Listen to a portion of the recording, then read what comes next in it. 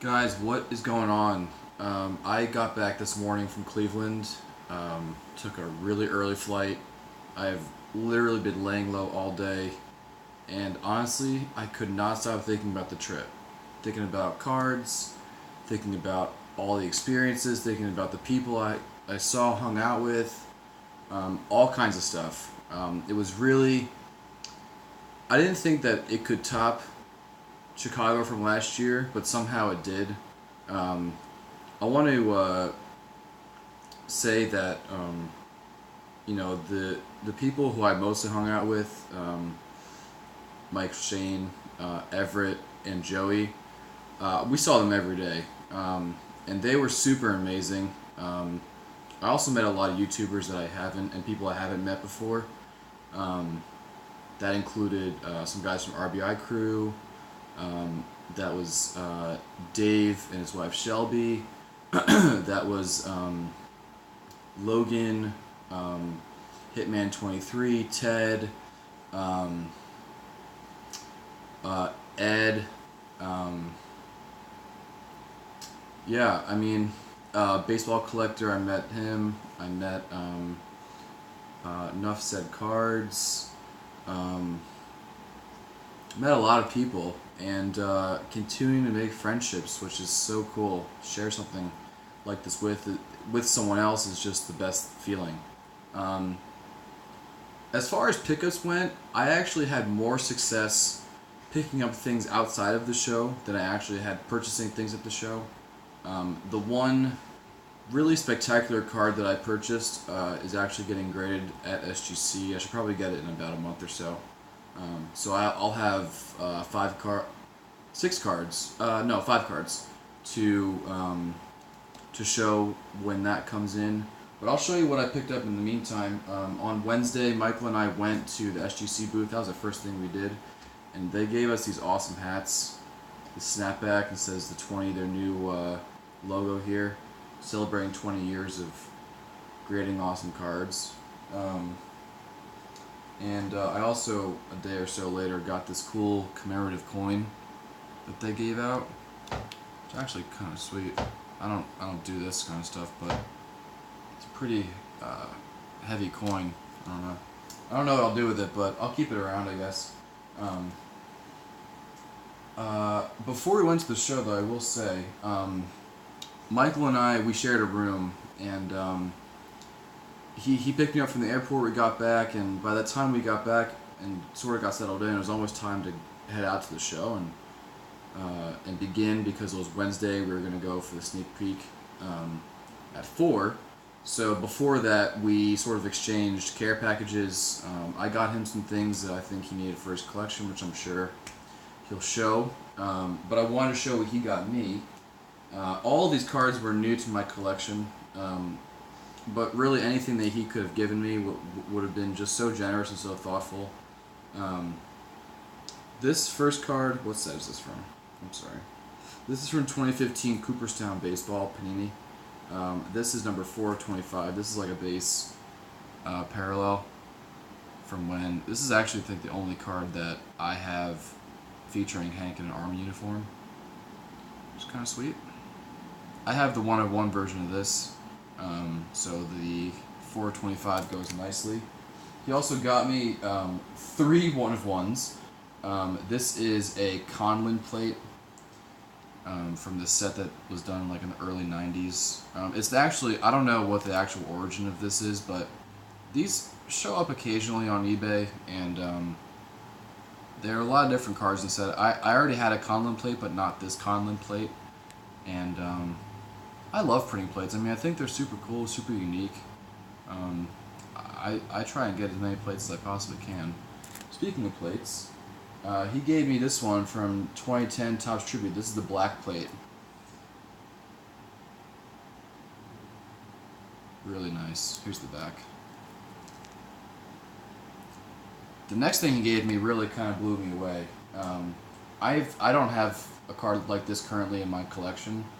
And I don't even remember him picking it up, which is so astounding. But this is a printer's proof from I think this is 2009 Triple Threads. I could be wrong on the date. But you see there's no name at the bottom, and there's some print missing at the top, and then it comes with a blank back and that Topps Vault sticker. These things usually sell once, and the top sticker on the top too, you can see it there. These things usually sell once on eBay, and then you never see them again. So I've unfortunately never really been in a place to get them. The only Topps Vault I really actually tried to get was from 2010 National Chickle, where they were giving away or not giving away, selling the original artist proof of the card that was made. And if I were in a position to get it, like it would be now, it'd be mine, because that thing was so cool. The only other thing that I purchased at the National was a little oddball piece that I grabbed from 1940s Wheaties. This is cut from a strip. Usually they come in holes, but people now have been finding that they sell just fine on their own, so they've been cutting them, which is fine. It's cool. This is a good miscut, but I don't understand how PSA could deem this as miscut, because there are no lines on it.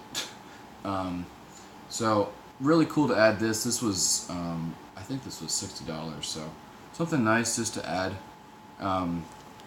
What else do I have here? Oh, we went to the trading night, and they raffled off like a bunch of prizes, and I ended up winning a t-shirt, a box cutter, which I think I actually lost, because I was going on the plane. I thought like, oh shit, I have a box cutter in my bag, they're gonna stop me, but they didn't stop me, and when I unpacked, I didn't have it, so I guess I lost it along the way. And I got these cool sunglasses from Knockaround, but they're cool. A little gimmicky, but it was cool that we won.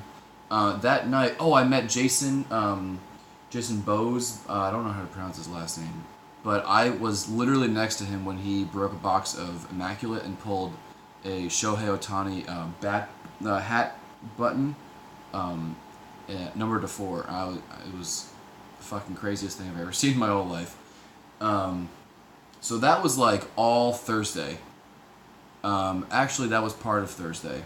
The actual amazing part of Thursday, Michael and I got to the show around 9 o'clock. The doors opened for general admission at 10. By the way, the rest of this is really just going to be stories, so if you came to only see cards, there are no more cards. If you care to hear the story, super cool, super appreciate that. But if you want to leave, I also understand. So we got there to show on Thursday, and we were some of the first ones in.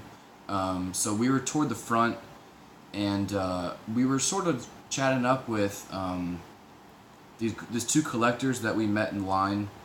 Kind of like kooky old guy, and he's from Buffalo, so he's like a little weird. No offense to anyone from Buffalo. Or if you watch the video, Jim, I doubt you will. Or Rick, sorry. But he is an autograph collector, and we were talking about our collections and all this stuff, and almost like until we were moving to get into the line, he's like, you know what, like, doesn't Greenberg have one of those Goudey cards with a green background? And I'm like, yeah, that's his 34 Goudey rookie card. Like, yes, he absolutely does. He's like, I'm fairly certain I have an autograph card of that. And I'm like, well, listen, if you do, I would be a potential buyer. You just let me know. So we exchanged contact information, and that was that. I saw him again on, I guess what would have been Friday, and I bumped into him, and we were talking about the show and how he was doing and all that stuff, and he was like, yeah, I'm fairly certain I have the card. I'm almost certain that it's trimmed, and I'm not sure if the card's in good condition. I'm not sure if something you'd be interested in. I'm like, Rick, yes, I would be interested. A signed Greenberg rookie card is like one of my grails. Trust me, I want to see it. Show it to me. So he's like, okay, I'll go back to Buffalo when I'm back, and I'm pretty sure I know exactly where it is, so I'll dig it out. I'll take a picture, I'll send it to you.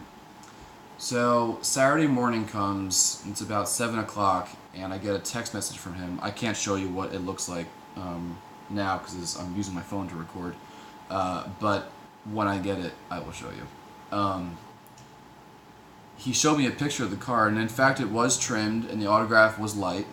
But it was a signed 1934 Gaudi Hank Gruber rookie card, and that is one of my grails. So we were talking about cash trade and an item and from my collection, because he's a collector, he's an autograph collector. So, you know, in a card that is original and not altered, and an autograph that's not faded, this card can be upwards of $2,000 to $4,000 easily. I've seen them go for anywhere above $2K. So I think we both understood what the deal was. He wanted to trade, so I showed him some PSA certified autographs that I had in my collection already that I had pictures of, and he liked one of them. Actually, it's an item that I quite like, and I will certainly miss. I think you've probably seen it if you follow my channel. It's the postcard with the stats from his 1934 season, and he autographed it. So someone like really took the time to like type it out, like make sure he autographed it, big beautiful autograph, and I'm certainly gonna miss that in my collection. But he agreed to trade, and then he asked me, what would be a good deal for you on the cash side. So I said $300. That would be a great deal for me, inclusive of the postcard, and I'd be thrilled. And he's like, $300 with the card for the Gaudi. I said, yes, that's what I'm proposing. He's like, 300's too much. How about $100? And I almost fell on the floor. This was like 8:30 in the morning, and Michael was in the bathroom showering, and I was screaming at him through the bathroom door. And at 8:30 in the morning, my day was already made. Nothing else could have happened, and I was already on cloud nine.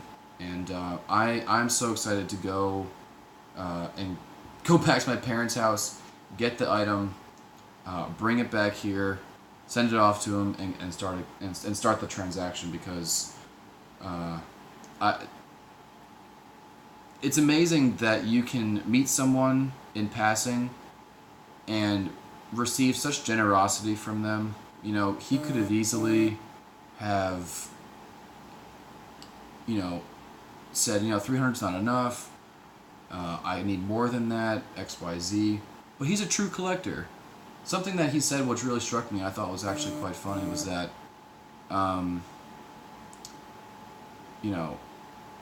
he likes my autograph better because he could see it better and it's not faded like his autograph. And I just found that so amazing, and so refreshing in the hobby. Everything at the National was national prices. You're paying for something there, and the dealers are going to try and make their money. And it's not always an environment to get. I wouldn't even say a bargain, but an honest deal, and sort of that's what I received. There's another deal that I'm working on that I will share once I have the card, but because I haven't finalized it yet officially. So I was again on cloud nine. Michael and I walked the show. We hung out with Everett and Joey, and I helped Shelby, Dave's wife, Stodd's wife, sell some vintage cards that she came into from her family, which was really an interesting experience, and I felt good to help them out with that.